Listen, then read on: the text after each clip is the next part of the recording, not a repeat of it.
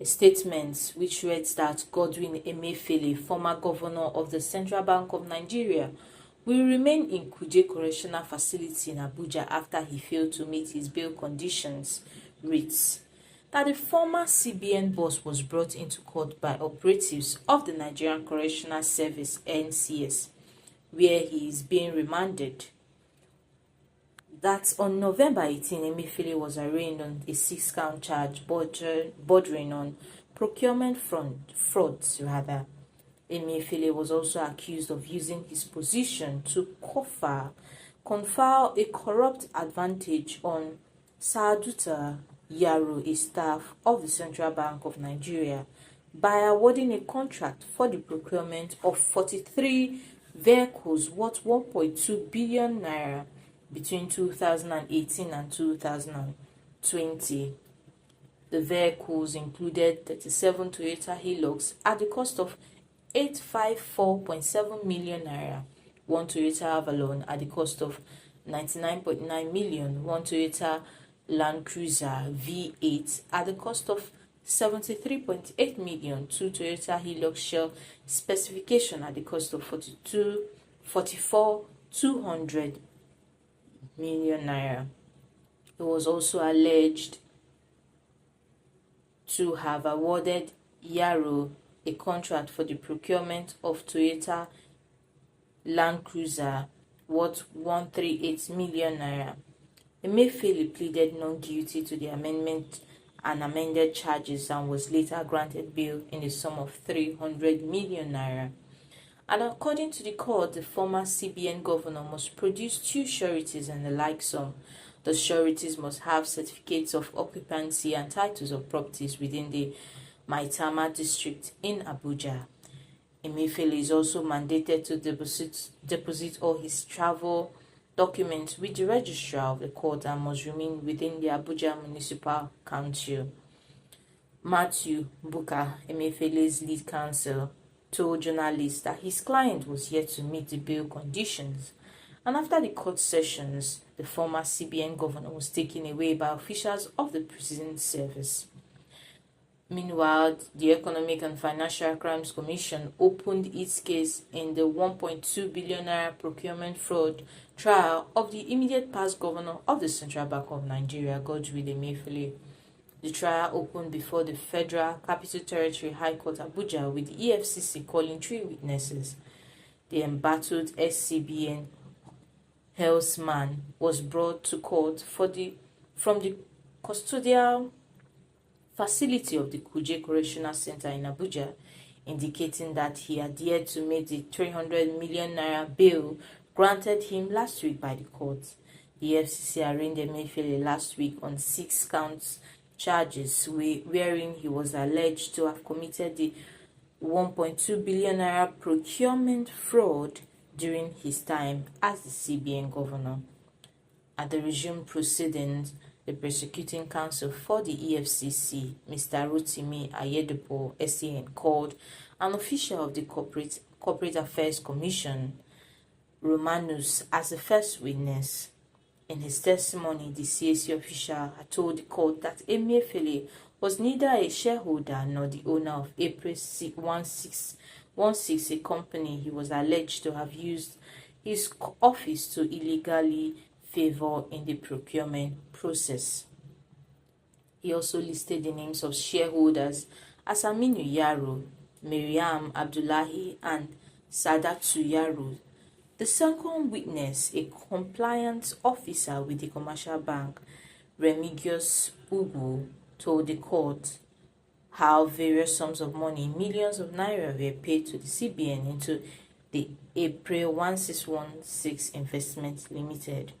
Ugu said a sum of 390,465 billion naira was paid on October was paid on October 19, 2020.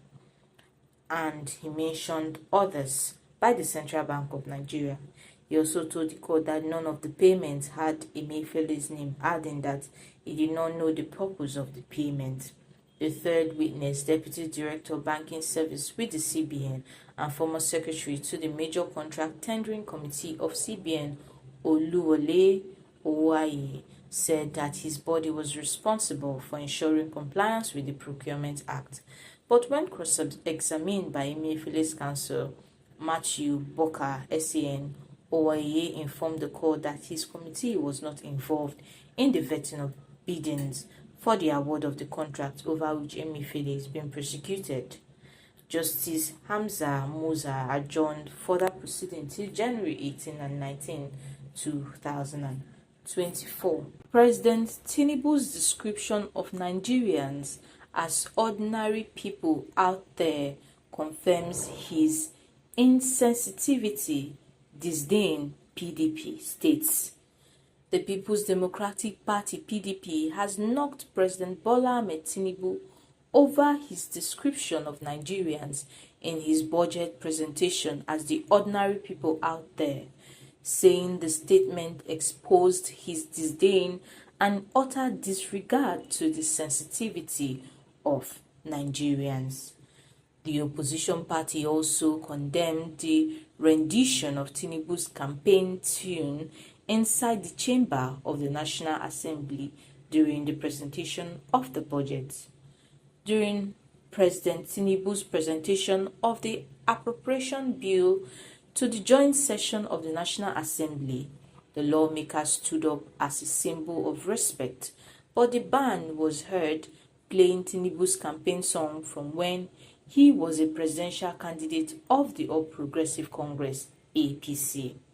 Now, reacting in a statement, the opposition party described the incident as an extremely sacrilegious and unpardonable assault by President Bola Ahmed Tinubu and his handlers on the sensibility and constitutional sovereignty of the Nigerian people as represented by the National Assembly.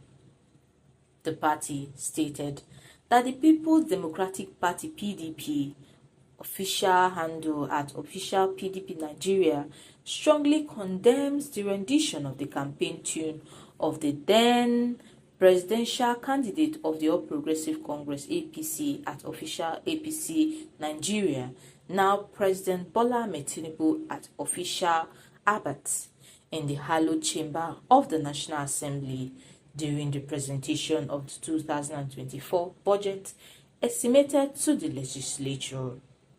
The People's Democratic Party described such as extremely sacrilegious and unpardonable assault by the President Bola Ahmed Tinubu and his handlers on the sensibility and constitutional sovereignty of the Nigerian people as represented by the National Assembly.